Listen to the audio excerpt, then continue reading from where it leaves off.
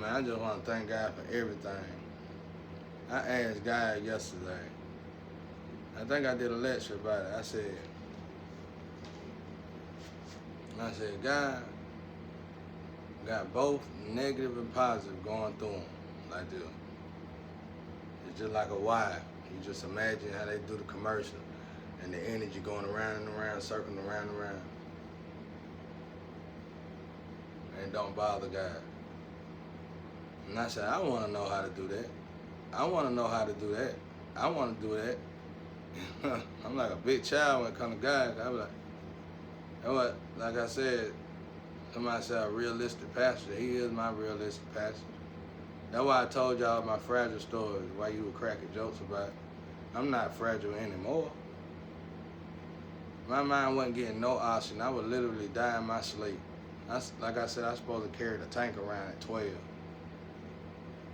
I ain't fragile anymore. Hell, I'm above average. This is literally, and I know for a fact, one of the best vessels God have ever created. Now that I know how to, or learning how to work it, I'm still getting used to a lot of stuff. But learning how to work it, it's like I was asleep. It's like I was asleep, bro. And now I'm just, I knew something was wrong in school, bro. Teachers knew, it's like teachers knew me. And teachers would say, you know, they would have to come up to me and say, stop daydreaming. I daydreamed a lot. Stop daydreaming. I did it a lot. And I'd just be looking right at them out of space. And like I said, people would say I was this and that. I was in like college prep and honor classes though. I was in general. I stayed in general. I love general. And I tried to get in lower classes so I could pass school early. But they would always put me in them every now and again, try to put me in them in honor and college prep classes. I would purposely put myself, I ain't even do all that. You know, when you got that street mentality in school, you ain't got time for all that. So, you know, that was my fault. But that was then and this is now. But anyway, I asked God, and what I mean by the oxygen flow to the mind, there's no way I could have told y'all any of this stuff. That's why I said that stuff. Everything counts. Everything counts. Everything you've been through, everything you ever had to withstand, everything you had to tolerate. Us, but it's the same thing. Everything that you ever went through in this life, no matter what, everything counts. No matter how simple it is, like I said, me walking back and forth, if I could tell you what that is, everybody be walking tomorrow. Over half the world will be walking tomorrow. If I would tell you what that is and how important that is, it'll blow your mind. But I can't, because people keep on attacking me, man. But maybe one day I'll be able to tell you. But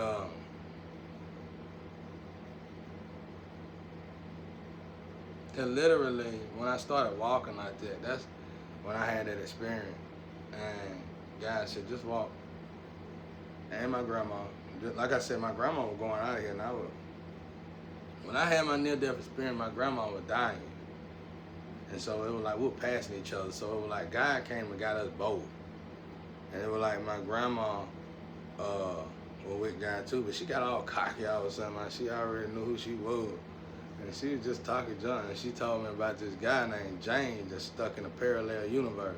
She said, leave him there, guys. He needed help because he been stuck for a long time. And she said, leave him. This is doing the near-death experience. This is passing on and coming back, just like that. She said, leave him there, because she knew about it. I mean, she knew it was a headache. Now I see why she said leave him there. But anyway, so that's why I said what I said, because the oxygen flow, like, it was so bad. When you ain't got the proper oxygen flow through the cells in the body, it can really do a lot of damage. And more or less you trying to be more or less you trying to be smart and all that. You get it almost. And that's the kind of oxygen I had. It never even registered. Like, I blow in them little things, and they be like, we don't even know how you even standing up. But now watch this. This is the way God wanted it. So he could show people like, that's the proof that God, I'm God's passenger. That's the proof that I'm God's passenger. That's the proof that this guy's vessel. Because for some reason, it was still able to do good in school well when I applied myself.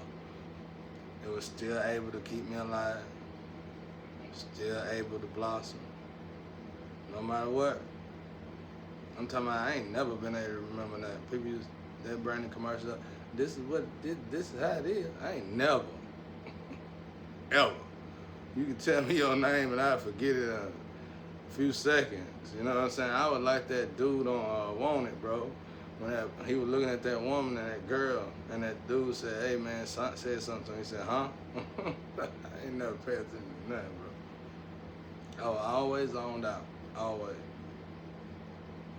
But that's why I say that stuff. I ain't say that stuff for y'all to feel no kind of sympathy for me. None. They had to decapitate me. I always been independent, man. Oh, I ain't got a problem being. I love being. I don't like people give me nothing. My papa tell you that. I don't like it. You give me too much. Give me money. Even if he gave me money, he already know I'm gonna start complaining, bro. I want my own money. But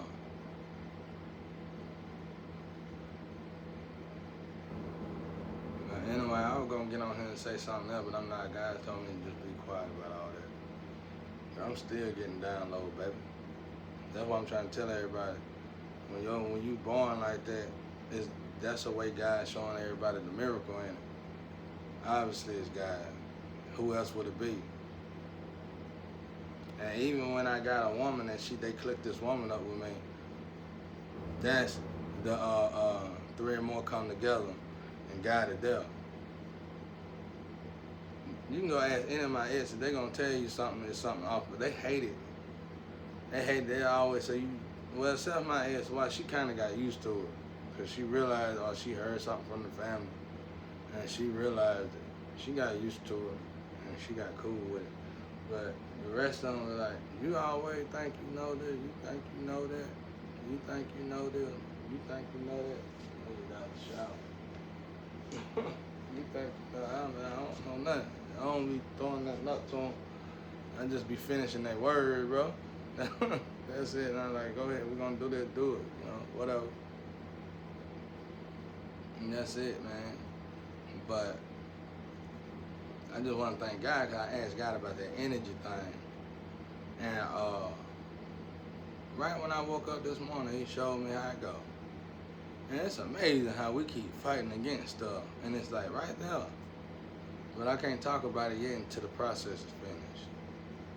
It's like right there in our face, man. We make things difficult. We make things harder than what it is. It's right there in our face. Everything is. Everything is right there in our face. Like a hint. People pray all the time and say, my blessings ain't being answered, but somebody else got it though, didn't they? You pray, and somebody else got what you prayed for. Something to think about. I figured out all that. God helped me figure out all that. All that. No more problem.